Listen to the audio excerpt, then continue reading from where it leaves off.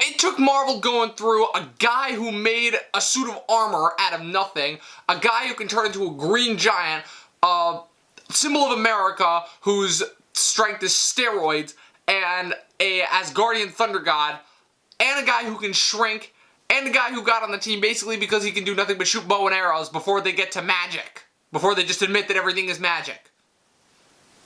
Okay then. What's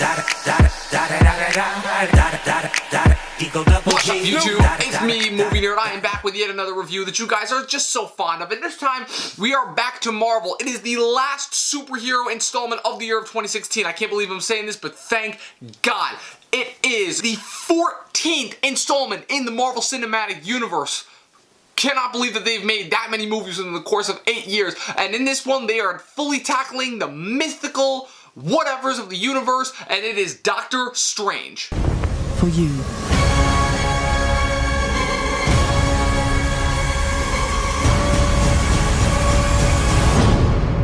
So in this next installment from Marvel, Benedict Cumberbatch portrays Stephen Strange, one of the world's top neurosurgeons who ends up damaging his hands and ultimately his career in a near-fatal car accident. Now, because his hands are too unsteady and constantly shaking for him to practice medicine, he is forced to seek out an alternative method of healing, and he does this by seeking advice from a colleague and traveling to Nepal, I believe it was, where he begins learning magic from an ancient being called the Ancient One, played by Tilda Swinton. However, he soon realizes that his new duties as Sorcerer Supreme will task him to take on more generic Marvel one-off villains and his ultimate journey for self-healing. So right off the bat, I'm just gonna say that this movie, I liked a lot about this movie, and I did not like a lot about this movie. So I'm going to break down basically what I liked and what I really didn't like, because I don't think I've ever had this situation with a Marvel movie before where the good, not the good and the bad, but what I liked and what I personally didn't like are like so evenly keeled balanced that, yeah. So here's what I liked about it. Marvel has so far been really good with changing up the tune of the superhero genre, because they realize that in order to keep the genre alive, or at least to keep their brand going for the next 200 years or so, or however long they can milk this franchise and arm money for, is that they need to consistently change up the tone of each of their installments. And they have successfully done that, with Winter Soldier being a political spy thriller, Guardians of the Galaxy being a space opera, and Ant-Man being a heist film. And now this one changes it yet again with the whole magic thing. And let me tell you, the magic in this movie was a whole lot better than I thought it was going to be, because the way that it was presented and the way that it interacts with our world, because we got a little bit of a hint of that in Ant-Man when he went into like the whole microcosmic verse, but this one, oh my god, the visual effects in this movie were off the chain. The fucking chase scene when he's going through the city and the sorcerers are fucking bending buildings and there's mirror shit all over the place and it's like twisting reality, and it's like, oh my god, it's like unfathomable for the human mind. It's trippy shit. I also really like Benedict Cumberbatch a whole lot more than I thought I was going to. Like, he really played up the smug, sarcastic asshole aspect. I thought that we'd already kind of had that with Tony Stark. Like, when I heard that in the character description, I'm like, oh great, he's gonna be another Tony Stark. And he wasn't. He really managed to stand out on his own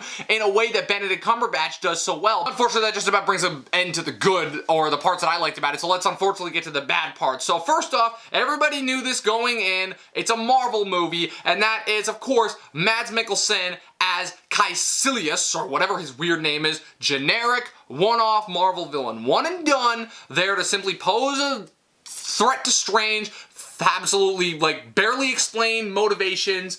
Nobody gives a shit. The studio doesn't give a shit. The audience doesn't give a shit. Nobody gives a shit. They're there for Doctor Strange. So, yeah, he just gets whisked away at the end of this movie. Way to waste Mads Mikkelsen, because he's a great actor, and he was actually one of the few actors in this movie that I did like. So I hope to God that I do not get too much hate for this, but Chiwetel Ejiofor and Tilda Swinton, I don't know what it was. Like, maybe I was just missing something, but I honestly did not think their performances were, like, top notch. They did a good job portraying their respective characters, I guess, but everyone's saying, like, oh, Tilda Swinton stole this movie and she's the greatest thing ever. She really, really isn't. Chiwetel Ejiofor as Mordo, I was really hoping for, like, another Loki, per se, and I'm glad that they didn't go that exact route, but Mordo, I feel like he was just a guy that got horrifically underdeveloped, and I really feel bad, because Chiwetel's a great actor. So, my biggest problem with this movie, though, and again, I hope to God I don't get too much hate for this, but Dan Harmon being brought in as writer, I do not think it fit the mold of this movie. I think that if they had went with the original script, let Benedict do his thing with the improv,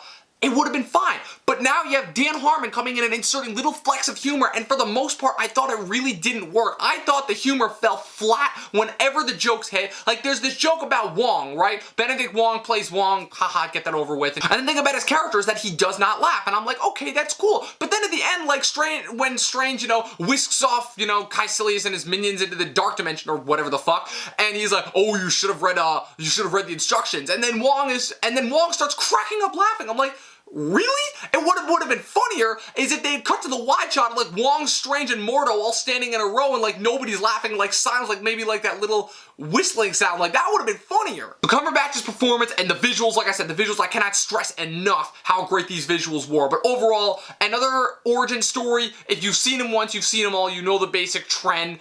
Not as strong performances as I was hoping for. And the humor just, I thought, fell flat. So that is unfortunately why I'm only giving this movie 5 out of 10 stars. So that's it. That's my review. Tell me what you think in the comments. Like, subscribe, click whatever. You won't do it. Follow me on Twitter, website. I'll see you guys next time.